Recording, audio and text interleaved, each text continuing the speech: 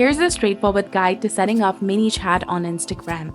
First of all, you need to install the latest version of ManyChat application on your mobile device and make sure that you're logged in with your specific account, or you can also create a new ManyChat account and sign up. After that, check for requirements. Use an Instagram business or create an account and link your Instagram account to your Facebook page as well. Connect Instagram to ManyChat. In ManyChat, navigate to the settings, tap on the three dots in the top right and then go to settings, go to channels, and from the various options available, simply connect to your Instagram account. And after that, set up automations. Create flows for welcome messages, keyword triggers, or story replies in the automation section. And also test your setup and track the analytics in the ManyChat dashboard.